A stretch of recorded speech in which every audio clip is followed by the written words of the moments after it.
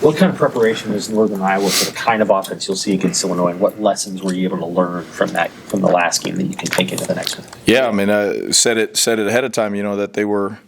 That really respected, what they did and what they were going to do. I mean, they you can tell that they had a plan and they threw everything at you, right? I mean, you saw speed option, you saw quarterback design runs, you saw empty, you saw just about everything an offense can do, So the style of play very similar to what we are going to see, especially the next couple of weeks. So it was great to get on the grass and have the guys go through that different kind of adversity, so that way we can see all the different ways people are going to attack us and then work on the things we need to work on. So, did they catch you off guard with anything on that first drive? No, it was usually you come out with scripts, so it looks like they had a script in there.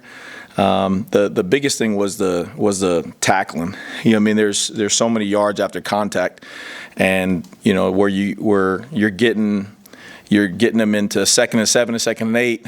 Now they're in 2nd and 5, 2nd and 4, which leads to 3rd and 2, 3rd and 3. You know what I mean? So when you go back and look at the tape, you see us making contact or stopping the ball carriers, around the line of scrimmage a lot, for a yard, 0 gain, 1 or 2 yards. But then they're just bleeding you, falling forward. We're overrunning the ball, and now a run that goes for 1 yard is now going for 4 and 5. You know what I mean? So again, great things to not great at the time, but great things to know how to what to improve on and approach from here on out.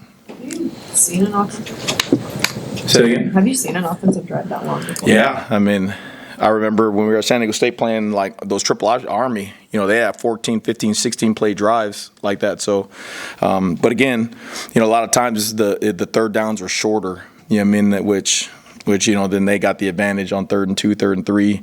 Between running it and or being able to pass the ball. So we gotta make sure that we're doing what we're supposed to be doing in terms of tracking our near hip and playing with dominant contact. So you'll get Jamari Butler back this week and Kai for a full game. I mean, what does that give your defense to have kind of that full unit back together again? Yeah, I mean, both those guys are making plays, and probably more importantly, they bring in a little edginess as well. You know what I mean? So with those guys coming back, and then the things that we did not do well last week, you can bet that everybody, the guys out there running around, they know and they want it. So it was just a matter of now let's practice through the things that we're going to run in the game, and make sure that the standard is a standard every time we step on that field. So.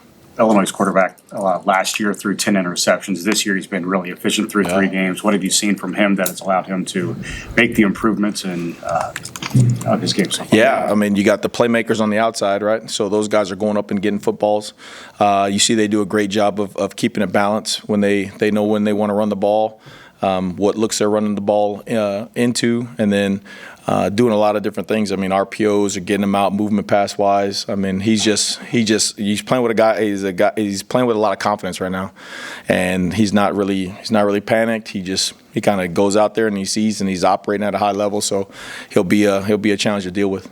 What's the biggest difference in Kai Wallen and just the snaps he's been giving you so far this year? Yeah, I mean that was the plan, right? Last year, very similar to Riley Van Pop this year, where saw a guy and you could see he can play. He could have played last year, the 10 snaps a game, and then use his year, or redshirt him, let him get the developmental lifts, come back bigger, stronger, faster, more knowledgeable, more mature, and now he's playing 15, 20 snaps at his strongest and that he's ever been. You know what I mean? And so it's good to see him go in there, go in the game, operate at a high level. But this was planned last year. You know what I mean? And when a guy steps on the field like that and he does it and he's performing, it's fun to watch. Does it stood out to you how the guys have accepted that, like your plan for Wallen and now your plan for Riley, how they agreed to it? Yeah, I mean that's coach communicating the plan, having a plan first of all, right? I mean, because all the young men, they all want to do well, they all want to play, they all want to perform out there, and so.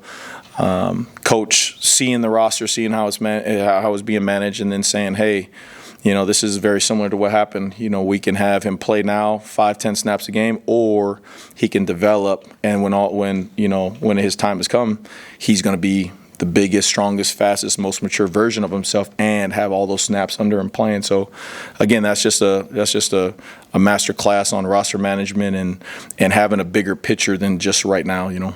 Tony, how close to the standard do you think your defense is playing? It's even when you win. I mean it and it's cool, right? It's a catch-22 because on one hand, you won the game, you held the team to 3 points. Who, I mean, they're a good football. They're gonna make some noise. They're a good football team, and you hold them to 3 points. You hold them to 4 yards of play and all that kind of stuff. And yet you can feel that it wasn't as like exciting. You know what I mean? And again, part of that is going back in there and say, hey guys, I know the standard wasn't met in terms of what we do, but let's understand in the grand scheme of things, I think everybody in here would have taken a 34-3 victory over a team like that. You know what I mean? Hands down, no ifs, ands, or buts. You know what I mean? Because we've played, in my prior history, there's plenty of times where we played great and lost. You know what I mean? So the number one is to get the win, and then number two, it's what attitude are you going to have? Like, hey, we clean up these things, do the things we're supposed to do, and namely practice and really dive into the process, then we'll have a chance to play even better this coming Friday. So you mentioned the tackling. What are some other areas that you think you have to clean up? Well, it's tackles, and then there's more missed assignments this game. When we go back and count, and that's on me. Whenever you got too many missed assignments from different levels, all 3 levels, then that's on the coordinator. Period. There ain't no running from that. So it's maybe tried to do too much with all the different looks that they were given and all that kind of stuff. So then eliminated some things and go back to, hey, let's go back to training camp. Let's make sure we know exactly what we're supposed to do so we can do it at a high level and perform. I know you guys are focused on Illinois Friday. It's also 400 consecutive sellouts. Just how rare is that in the grand scheme of college football to have something like that? Yeah, I mean, that's people, again, when you're part of it, you don't know any better because this is all we know, right? All Nebraskans know. But I mean, you're getting. I go back to what I tell my colleagues and my friends back home is like, we get 66,000 for the spring game, guys. That was more than almost every other place I've been when they were playing during the season. You know what I mean? And to go out there and see 90,000, and then that was my first time seeing the balloons. So that tradition was awesome and amazing. And then feeling the electricity from the fans, and when we take the ball away, and now you got all the crowd and doing the dance, and like it is something that's truly special, and you see it. I mean, you talk to the recruits and stuff after the game, and they're just like, wow, I've been to a lot of games, but it's like different. It's just different. So again, that's just being part of, and really humbly saying it, that being part of something truly magical, truly special in Nebraska.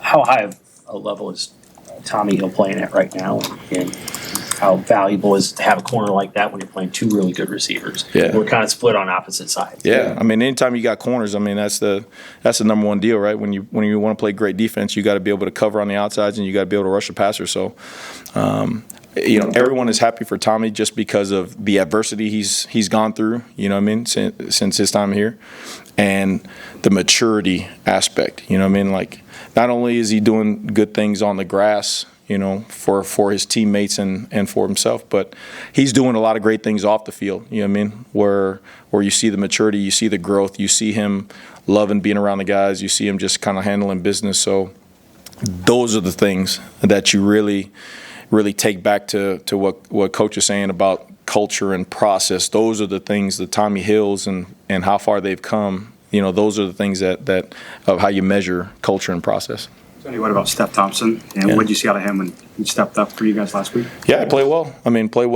There's some plays that he wants back in there, but it's good to see him from, especially from his injury, to come over here and to work himself into good shape. Learn the system, the Nebraska way we do things, and see him go put it on the grass in front of his family. It's fun, but again, new week, new challenge, new opportunity for him to get better and to go out there and put it on the grass too.